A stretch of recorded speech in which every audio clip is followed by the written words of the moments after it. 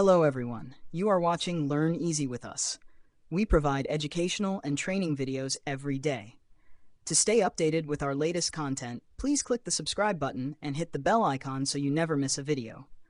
Please share your valuable feedback in the comments below after watching the video. Without any delay, let's get started. Ready? Let's dive into today's topic. Now that we've learned all about loops in Python, we're finally ready to tackle our final project of the day, which is the password generator. Our program will ask us, how many letters would you like in your password? So I will say, I would like a long password, let's say 14. How many symbols? 3. How many numbers? 4. And it's going to generate me a password that is almost completely impossible to crack by any hacker, no matter how talented they are. So the project of today is to build this password generator. Then you'll see that here I've already included for you a list of all the letters in the alphabet from A to Z, including the uppercase and lowercase letters. I've got a bunch of numbers and a bunch of symbols that are usually accepted by websites in the passwords. Now, there's 2 levels to this project. You can either go for the easy version, where all you have to do is generate your password in sequence. So for example, if the user wanted 4 letters, 2 symbols, and 2 numbers, then it might just look like this: 4 letters, and then 2 symbols, and then 2 numbers. So they're in sequence, right? First you've got the letters, then you've got the number of required symbols, and then you've got the required numbers. So this is the easy level, and then there is the hard level.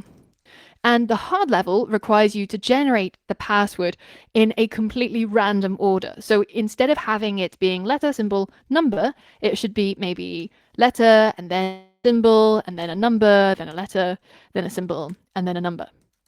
But notice how this is completely random. Every single time you generate it, the order of where the symbols and where the numbers appear in your password are completely random. So for example, if you look at the demo version and I do the same thing, 4 letters, 2 symbols, 2 numbers, where the numbers and where the symbols occur are completely unpredictable. So that's the hard level. I recommend trying the easy level first, and then once you've managed to do it, then take yourself up to the hard level if you think you're up to it. Pause the video now and try to complete the final project.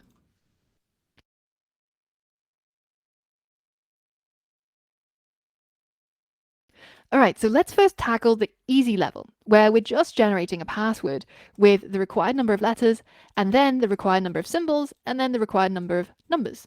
So let's go ahead and tackle this one first. Now, we know that we've got these lists which we can draw from, and we know that we can use the random module to get hold of a random item from the list. So all we have to do is first get 4 random letters. So let's say that we had a password which just started out as an empty string. Then we can use a for loop to loop through all of the characters that we need to create for our password.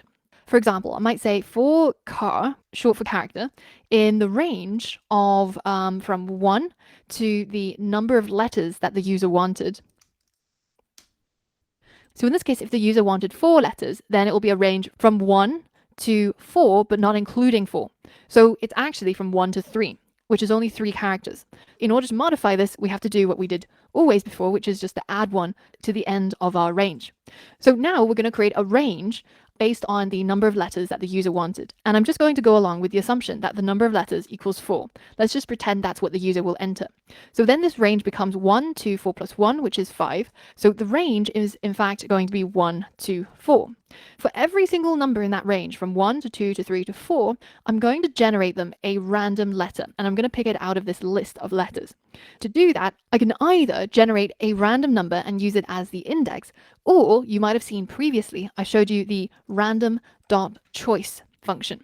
And inside this random.choice, we can pass a sequence, which in our case is the letters list.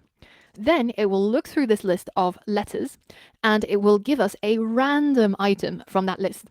So now that random letter is going to be something that we're going to need to add to our password, right? So we can set this equal to a random character. And now let's go ahead and just print it out.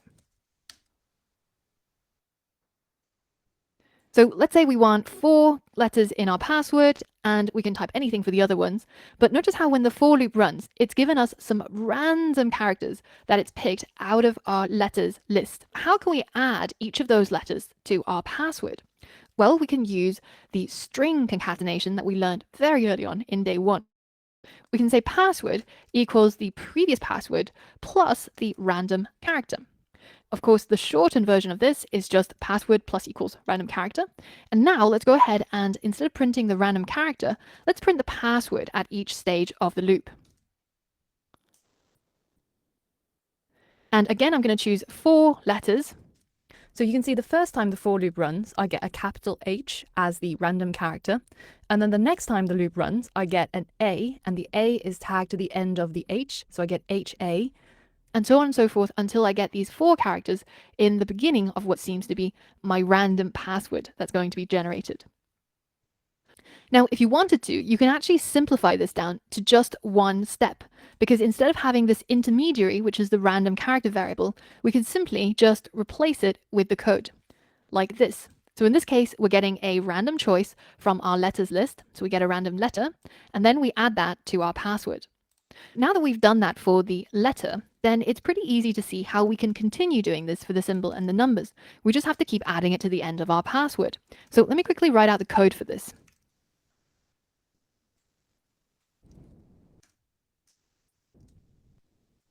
So now, when the user requests that they want 4 letters in their password, then we generate a range from 1 to 5. And then for each of those positions, we generate a random letter in order to fill the password.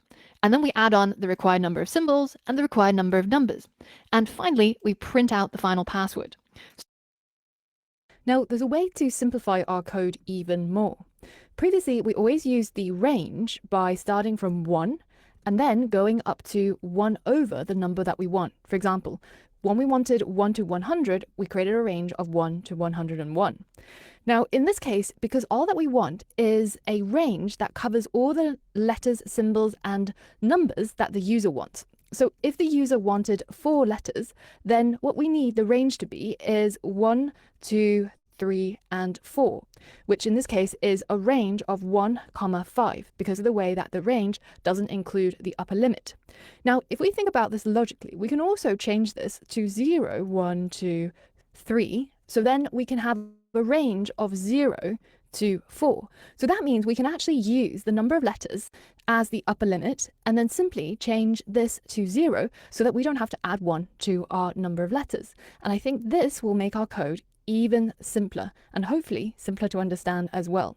Now, if you prefer the previous version, which we've seen throughout the course, then feel free to keep it as it is. But this way, we get rid of all of these +1s, and you can see it's a lot tidier. Let's go ahead and run this code. And again, I'm going to choose 4 letters, 2 numbers, and 2 symbols. And I end up with my final password, which fits exactly that criteria, and it looks pretty random.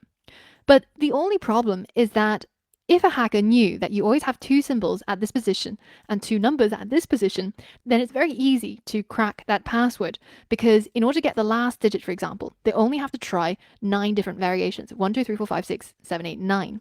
And this just limits the strength of your password.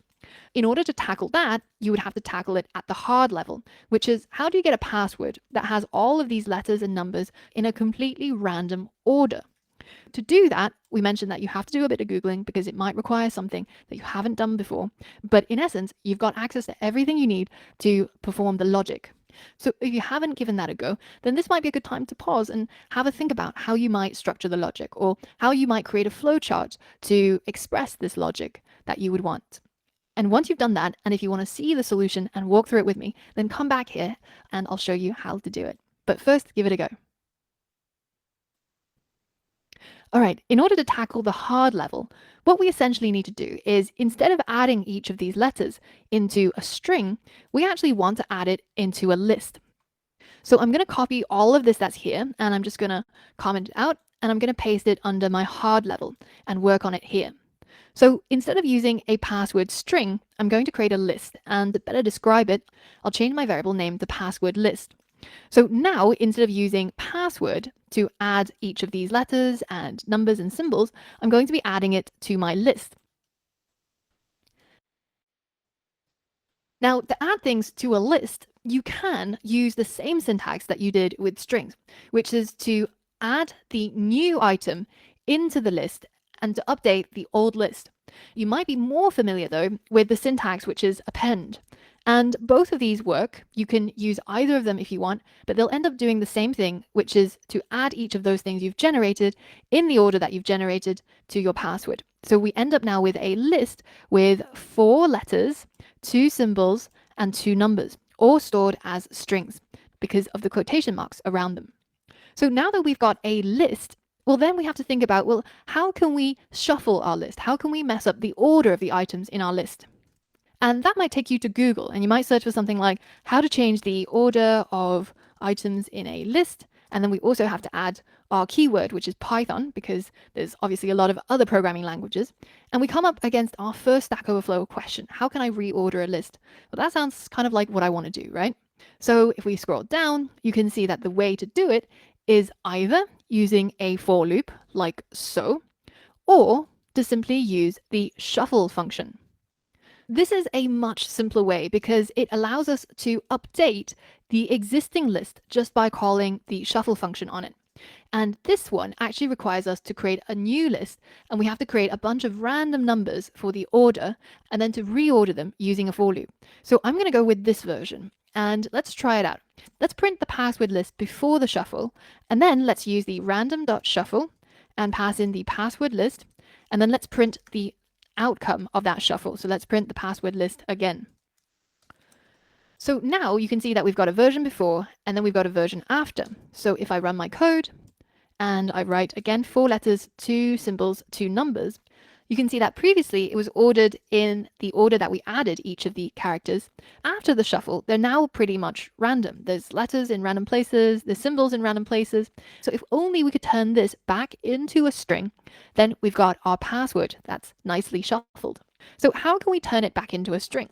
Well, we could simply use a for loop, right? We could say for each character in the password list, we're going to add it to a variable called password, which is going to start off again as an empty string, and then we're going to add to it. So we're going to say password plus equals each character in our password list. And now if I go ahead and just print my final password, I'm going to add a f string as well. Let's say your password is, and then let's insert the password.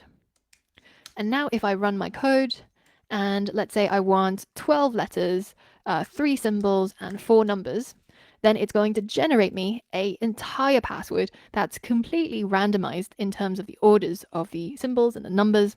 And I've now solved the hard part of this challenge project. Did that make sense to you? Did you manage to get it to do what you wanted to do? If you're at all confused about the code that we've covered here, then be sure to check out the final project and take a look at how the easy level is implemented, how the hard level is implemented, and try switching it around so that you really get to understand it. Try, instead of maybe getting the user to tell you how many letters, how many symbols, how many numbers, instead just define those yourself or use a random number of letters, numbers, and symbols. Play around with the code until it starts doing what you want it to do and it starts making sense. But I hope you had fun building this project with me today and learning all about loops. On the next lesson, we're going to be learning more about these things that we've been using a lot, which is Python functions. So I'm going to bid you good night for today, and hopefully I'll see you bright and early tomorrow. Thanks for watching the video till the end. Please leave your thoughts below so we can discuss more about the topic. If you'd like to suggest a video that could help the community, feel free to message me on X or Instagram. We also share short videos on Instagram, so make sure to follow us there. Feel free to reach out. We'd love to hear from you, and might even create a video based on your suggestion.